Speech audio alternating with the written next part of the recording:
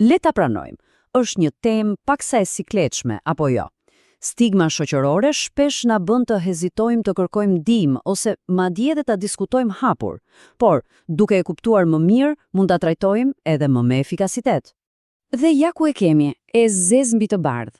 4 milion. Kjo është shifra e vizitave vjetore të mjeku vetëm në Shtetet e Bashkuara, pikërisht për kapsllokun. Kjo na tregon se nuk kemi të bëjmë thjesht me një bezdi të vogël. Ky është një problem shëndetësor publik me përmasa të mëdha që meriton vëmendjen tonë. Pra, çfarë është saktësisht kapsloku? Shumica mendojnë se ka të bëjë vetëm me atë se sa shpesh shkohet në tualet. Por për kufizimi klinik është në fakt shumë më i detajuar dhe çuditërisht mjaft kompleks. Le të shohim se çfarë thot shkenca. Ja pra, ky është standardi klinik i njohur si kriteret të Rome 2, të cilin mjekët e përdorin për diagnozë. Dhe çfarë na tregon kjo?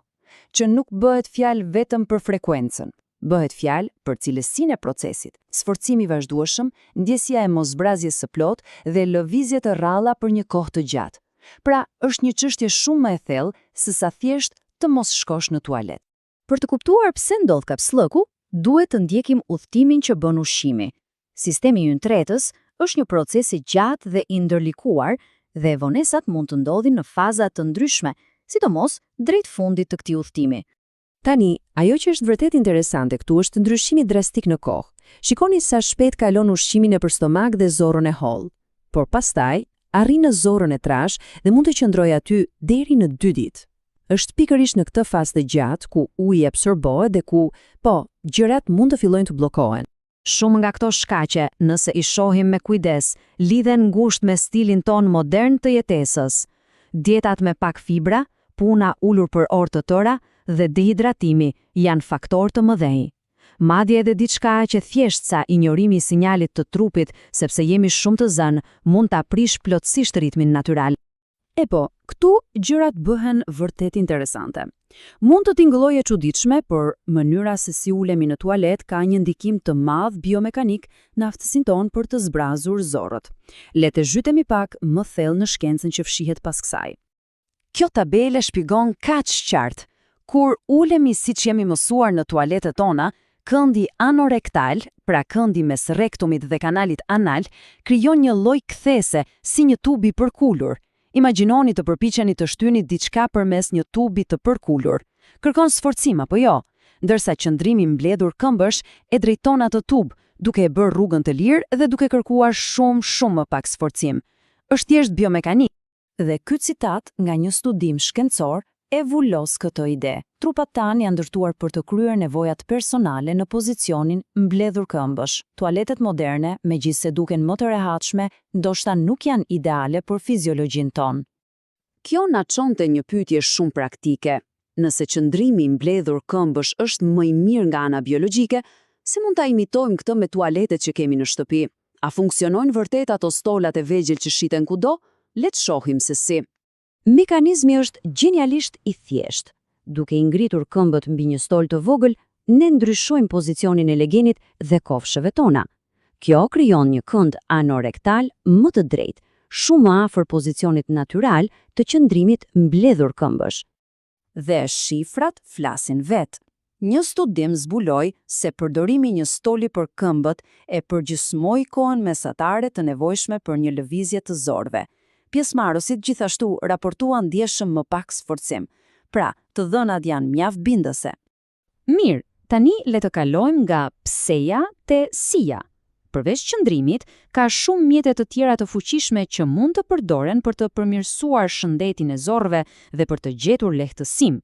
Le të fillojmë me një nga zgjidhjet më të njohura dhe më efektive. Nëse ka një ushqim që njihet universalisht për ndihmën ndaj kapsllëkut, ai është kumbulla e thatë. Dhe ky nuk është thjesht një ilaç popullor, është një zgjidhje që mbështetet plotësisht nga shkenca moderne. Dhe kjo është vërtet e rëndësishme. Psyllium është përbërësi aktiv në shumë laksativ të njohur pa recetë. Fakti që një ushqim kaq i thjeshtë dhe natyral mund të jetë më efektiv, tregon fuqinë e jashtëzakonshme të dietës.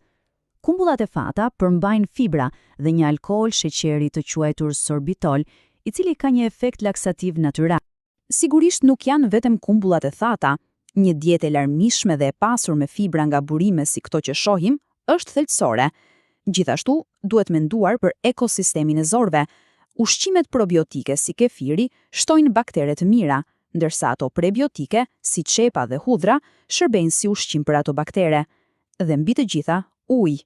Fibrat pa hidratim të mjaftueshëm mund ta përkeqësojnë problemin. Është e rëndësishme të kuptojmë se jo të gjitha fibrat janë të njëjta. Fibrat e patretshme, si ato që gjenden të perimet, veprojnë si një fshes që i lëviz gjërat përpara. Nga ana tjetër, fibrat e tretshme, si ato të tërshëra dhe mollët, formojnë një xhel që zbut jashtë shiqitjen. Për funksionim optimal, kemi nevojë për një ekuilibër të dyjave. Kjo është një këshill praktike thelbësore. Nëse trupi nuk është mësuar me një dietë të pasur me fibra, një rritje e menjëhershme mund të shkaktojë shqetësim. Çelësi është arrisni sasinë gradualisht gjatë disa javëve për t'i dhënë sistemit tretës kohë të përshtatet. Këto hapa kombinojnë pozicionin e duhur me përdorimin e duhur të muskujve. Në vend që të mbani frymën dhe të sforcoheni me forcë, teknika është të përdorini muskujt e barkut për të shtyrë butësisht, ndërsa relaksoni plotësisht dyshemen e legenit. Është një ndryshim i vogël që mund të bëjë një ndryshim të madh.